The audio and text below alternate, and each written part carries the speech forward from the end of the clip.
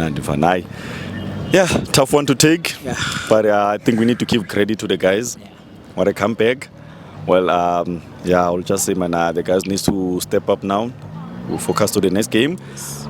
Yeah, I'll say actually there's nothing much we can criticize on, especially after that brilliant comeback that happened there. So we just need to focus on the next game, and we can't even dwell too much on penalties because penalties has been in lottery. And if you can look in the past, we've been lucky on penalties actually because we've always came on top. So today it was not our day.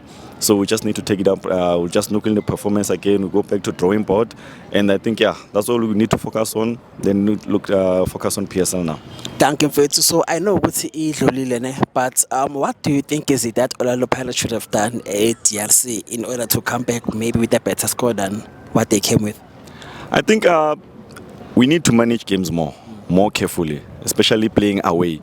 Whether it's PSL games or it's CAF previous that you just played, we need to be more able to how to manage even the hostile environments away.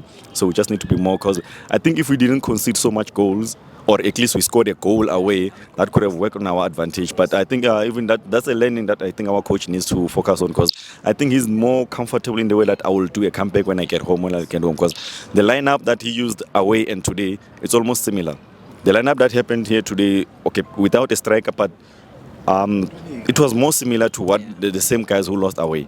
Except for I think the two guys that made changes, so Siema and also the no striker on the front. But yeah, I think he needs to be more careful on him playing away games, because if you can look even on the league games, we lost here at home against Skukune. Then we played away to Marumo Kalans. From where it was happening to him, it's like when a team scores first, like okay, I'm just gonna relax and I'll relax second half. I'll like to talk to the guys. So I think he needs to be more clinical and tactical. Even during the game, he needs to be more interactive with the players, because I think he relaxed more on the point like I'm waiting for second half, then I'll talk to the guys in the back room. So that's where I think he's a bit slow, and his direction is actually killing us from there. So I think going forward, they need to be clinical on how they manage games.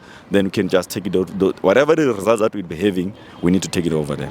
Thank you, Fethu. So sikuthatha sikubeka management, asithi mhlawumbe you are in on the management of ÉloiLupopo Pirates. Do you keep up this Lambatu for the remainder of the season and also for the next season? Yeah, I think we can keep him, because there's one thing actually that we need to give credit to Pirates. If you look previously last season, we were playing games, we were conceding goals at home. We were conceding a lot of goals. Even if Pirates was winning, but it will be a conceding goal. So if you look at what he has done now, he is able to establish, even though after the sloppy start, but he was able to reinforce the defense, and now he's got those trusted back five with China there. If I'm counting that back five, that he knows like, okay, with this lineup, I'm guaranteed that I will not concede a goal. So I think that's one thing that he established at Orlando Pirates, and looking in the future, it's actually promising that he's able to interact players. He can make changes, brilliant changes, even sometimes can be questionable. But yeah, he's one to keep, I think, for the remainder of the season. And remember, we gave him a 2-year contract. It's not like it's a long-term contract. So it's where Orlando Pirates win the option, like where can he lead us? So this is actually a test for him now, that he's out of CAF, that where can you take us with PSL now, because now you don't have pressure to travel and worry about postpone games and everything. Yes. Thank you. There's no game that will be postponing now, so now the pressure is on him now, like okay, my focus is on PSL and all domestic cups, so he doesn't have to worry about the injuries and all, because we have a huge squad here. We have a huge squad, and I just need to be integrated. I think he needs to be more clinical actually, even on the tactics, but I will keep him for the future, for the next coming two seasons, I think. Thank you, Fethu. And then also looking at the CAF Champions League, it is actually the gateway of the FIFA Club World Cup. So Mangbega FIFA Club World Cup 2029, Orlando Pirates is left with only 2 chances. We came short to semi-finals last season. Pyramids qualifies. Whoever is gonna win this season's CAF Champions League, we are qualifier, and then 2 spots remaining. More big Orlando Pirates will 2 spots. Corner lap, are gonna win CAF Champions League and qualify for FIFA Club World Cup 2029. That will be that's a difficult one. To be quite honest, that's a difficult one that will happen. And again, if I can, I'll put it more on the coach, because now if as a coach you have your stable lineup and your dangerous result, your dangerous assist, that okay, here's my plan, here's my plan B. So more of unpredictable. That's worrying for me, to be quite honest. Because now, as Orlando Pirates fans and whoever is watching at home or looking at Orlando Pirates squad, we all have an idea of what can we build for the future. Yes. But with him, he's more of touch and go, touch and go. So I think we do stand a chance. And if we qualify this season, that was going to give us a more boost because we're going to push for more. So I think it's going to be a 50-50. To be quite honest, it's going to be a 50-50. And then it takes us again, if we win a league this season, and the next season we will push to CAF, then that will give us a positive result going forward. Thank you, Fetu. Before Sivala, your words of encouragement to Umbutu, my youngster who actually missed the last kick of the penalty, Guma silent death. Risky for youngster to take it, but then we are in spirit. What would your words of encouragement be? Because we saw how emotional he was after missing the penalty. Yeah. No, I think a young man, he needs to step up and chin up. He did well today. He played a very, very good game. He needs to focus more on what happened on the pitch before even we went to penalties. Yes, penalties is a lottery. Even our best penalty taker Otto missed the chance today. So him as a young man, I think he needs to remember that there's still more to give on the team. He will just focus on the future.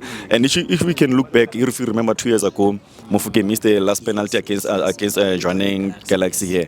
So that was also affected him because he was so emotional after the game because he could see out there. So the similar thing happened to him now. He just need to I think even the guys who experienced the likes of CBC and Mabasa and all those or in the back of Makaula, they will remind him of what happened in the past. They'll just say, okay, boy, you've got so much to give. You got so much to give going forward. Just forget about, not forget as much, but just don't focus too much on what happened with that penalty because you've done so much well. And we can see even the fans after the game, they applauded him because he did so well. He did so well in that game. So I think he just need to focus more on the future. Yes, the results happened. It just passed. We take it to the next step. Even Otto was also emotional after the game because he knew that he missed. Even China was also like, guys, I know you trust me on penalties. So I think that's why I'm saying the results, the experience of the guys just need to help on the young man, motivate him just to well for the future. That's all.